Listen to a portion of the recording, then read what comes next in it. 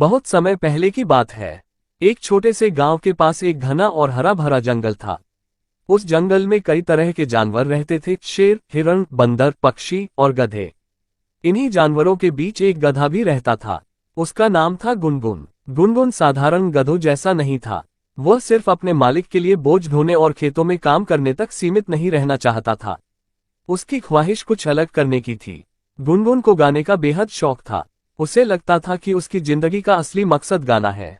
जब भी वह काम से खाली होता तो नदी किनारे जाकर प्रकृति के संगीत में खो जाता। पत्तों की सरसराहट, बहते झरने की आवाज और पक्षियों का चहचहाना, ये सब उसे किसी अद्भुत संगीत की तरह लगते थे।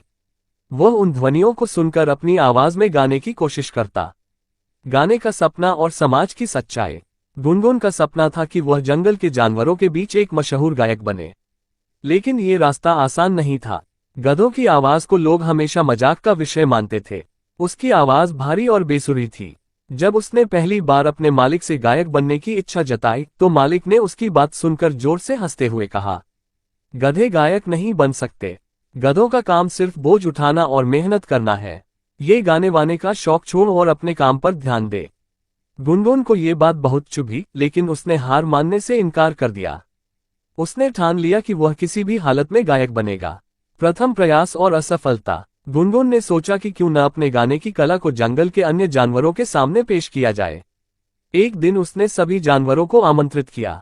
जंगल के बीचों बीच एक खुला मैदान था जहां सभी जानवर जमा हुए।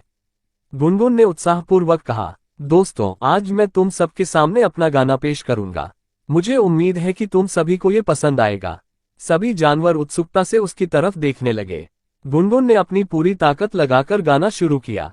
लेकिन जैसे ही उसने पहला सुर निकाला, जानवरों की आंखें फैल गईं और वे अपनी हंसी रोक नहीं पाए। उसकी आवाज इतनी बेसुरी थी कि बंदर जोर से हंसते हुए बोला, अरे गुनगुन, ये गाना था या कोई भैंस रो रही थी? हिरण ने मजाक उड़ाते हुए कहा, गुनगुन, तुम्हारी आवाज तो ऐसी है कि अगर किसी फूल पर गाओगे तो वह मुरझा जाएगा। सभी जानवर हंसते हंसते वहां से चले गए। गुनगुन की आंखों में आंसू आ गए। उसे अपनी हार का बहुत दुख हुआ। संगीत शिक्षक का आगमन। उसी रात गुनगुन नदी किनारे बैठा उदासी में डूबा हुआ था। उसकी आंखों से आंसू बह रहे थे। तभी पास के पेड़ पर बैठा एक बूढ़ा उल्लू उसकी तरफ देखने लगा। उल्लू जंगल का सबसे बुद्धिमान और अनुभवी जानवर था। उसने गुनगुन से पूछा, क्या बात है बेटे, तुम इतने उदास क्यों हो?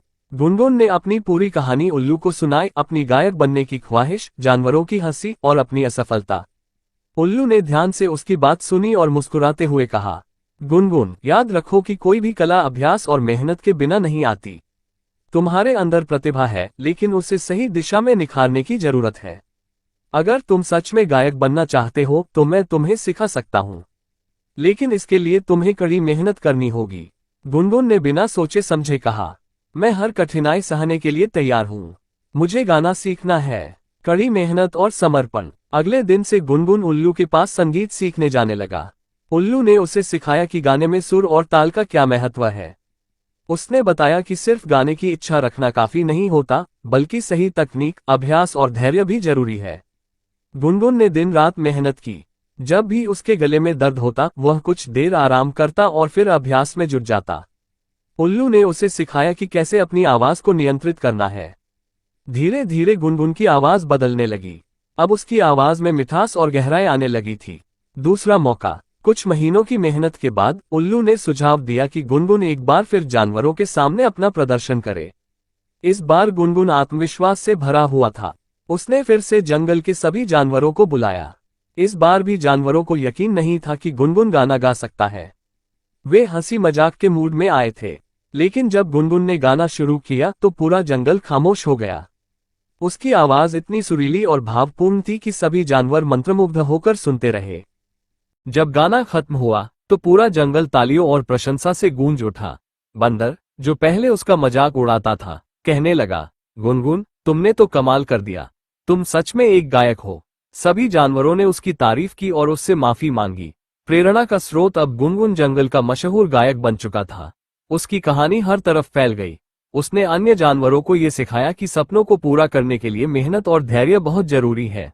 उसने ये भी सिखाया कि आलोचना से घबराना नहीं चाहिए, बल्कि उसे सुधार का जरिया बनाना चाहिए। निष्कर्ष, गुनगुन की कहानी हमें सिखाती है कि कोई भी सपना बड़ा या छोटा नहीं होता। अगर हम उसमें अपना सब कुछ झोंक दें और पूरी लगन से मेहनत करें तो असंभव को भी संभव बनाया जा सकता है। गुनगुन अब न सिर्फ एक गायक था, बल्कि पूरे जंगल के लिए प्रेरणा का स्रोत बन गया था। बहुत समय पहले एक छोटे से गांव में मोहन नाम का एक गधा रहता था। मोहन दिखने में साधारण गधा था, लेकिन उसका दिल बड़ा था। बाकी गधों की तरह वह केवल बोझ उठाने के काम में ही व्यस्त नहीं था। वह स्वभाव से अलग था।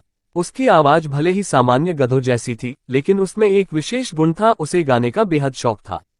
गांव का जीवन और मोहन का संघर्ष।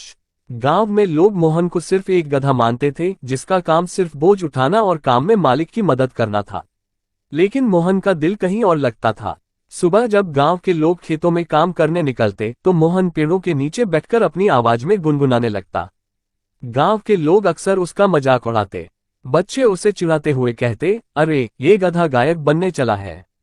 कुछ किसान उसकी आवाज सुनकर हंसते और कहते, अरे मोहन, तुम्हारा काम गाना गाना नहीं है, बोझ उठाना है। मोहन को इन बातों से दुख तो होता था, लेकिन वह अपने सपने के प्रति सच्चा था।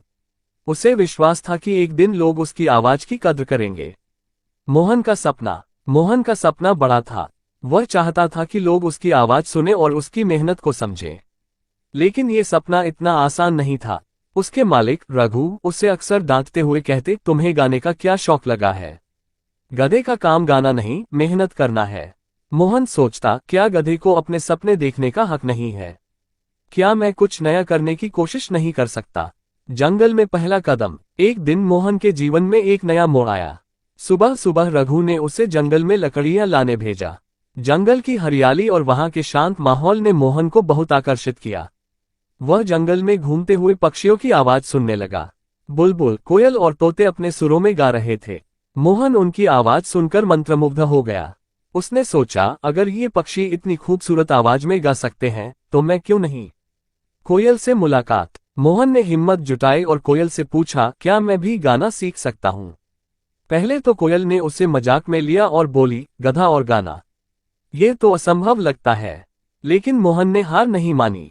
उसने अपनी इच्छा को कोयल के सामने साफ साफ रखा। कोयल ने उसकी ईमानदारी और उत्साह देखकर कहा, अगर तुम मेहनत करने के लिए तैयार हो तो मैं तुम्हारी मदद करूंगी। संगीत की शिक्षा। कोयल ने मोहन को सुर और ताल का महत्व सिखाना शुरू किया। उसने समझाया कि गाना सिर्फ आवाज का खेल नहीं, बल्कि दिल से जुड़ी कला है। मोहन ने रोज जंगल आकर अभ्यास करना शुरू किया। शुरुआत में उसकी आवाज में बहुत गलतियां थीं। बुलबुल और तोते उसका मजाक उड़ाते थे, लेकिन मोहन ने कभी हार नहीं मानी। धीरे धीरे उसकी आवाज में सुधार होने लगा। भले ही उसकी आवाज पक्षियों जैसी मीठी न थी, लेकिन उसमें एक अनोखा आकर्षण था। उसकी मेहनत उसकी आवाज में झलकती थी। संगीत प्रतियोगिता की घोषणा। कुछ महीनों बाद जंगल में एक बड़ी संगीत प्रतियोगिता आयोजित की गई। इसमें हर जानवर को भाग लेने का मौका था। पक्षियों ने मोहन को भी इसमें भाग लेने के लिए प्रेरित किया। मोहन थोड़ा डर रहा था। वह सोच रहा था, अगर लोग मेरी आवाज पर हंसे तो, अगर मैं हार गया तो। लेकिन कोयल ने उसे समझाया, सफलता और असफलता महत्वपूर्ण नहीं होती। महत्वपूर्ण यह है कि तुम अपनी पूरी कोशिश करो। प्रतियोगिता के दिन जंगल का माहौल उत्साह से भरा हुआ था। हर जानवर अपनी बारी पर गा रहा था। मोहन की बारी आने पर पूरा जंगल चुप हो गया। मोहन ने अपनी आंखें बंद की और दिल से गाना शुरू किया। उसकी आवाज अनोखी थी। भले ही वह सुर और ताल में पूरी तरह सटीक नहीं थी, लेकिन उसमें सच्चाई और भावनाएं थीं। उसकी मेहनत और लगन हर किसी को महसूस हुई। जब गाना खत्म हुआ तो कुछ पल के लिए सन्नाटा छा गया। फिर पूरे जंगल में तालियों की गड़गड़ाहट गूंज उठी। मोहन की आंखों में खुशी के आंसू थे। गांव वालों की बदली धारणा। प्रतियोगिता के बाद मोहन की चर्चा सिर्फ जंगल में ही नहीं, बल्कि गांव में भी होने लगी। जब गांव वालों ने सुना कि मोहन ने जंगल में अपनी आवाज से सबका दिल जीत लिया, तो उन्हें अपनी गलती का एहसास हुआ। कुछ दिनों बाद जंगल के जानवरों ने गांव में एक संगीत कार्यक्रम आयोजित किया। गांव के लोग भी इसे देखने आए। मोहन ने जब गाना गाया तो हर कोई उसकी मेहनत और लगन देखकर दंग रह गया। बच्चों ने उसे ताली बजाकर सराहा और रघु ने पहली बार उसे प्यार से गले लगाते हुए कहा, तुमने साबित कर दिया कि सपने देखने का हक हर किसी को है, और जो मेहनत करता है वह अपने सपनों को सच कर सकता है। मोहन का संदेश। मोहन अब न केवल एक गायक गधा था, बल्कि सबके लिए प्रेरणा का स्रोत बन गया था। उसने सिखाया कि चाहे लोग आपका कितना भी मजाक उड़ाएं, अगर आप अपने सपने के प्रति सच्चे हैं और कड़ी मेहनत करते हैं तो सफलता जरूर मिलेगी। समाप्ति। इस तरह मोहन की कहानी हमें ये सिखाती है कि हिम्मत, लगन और मेहनत से हम किसी भी बाधा को पार कर सकते हैं। मोहन का जीवन इस बात का उदाहरण बन गया कि सपने देखना और उन्हें पूरा करना हर किसी का अधिकार है।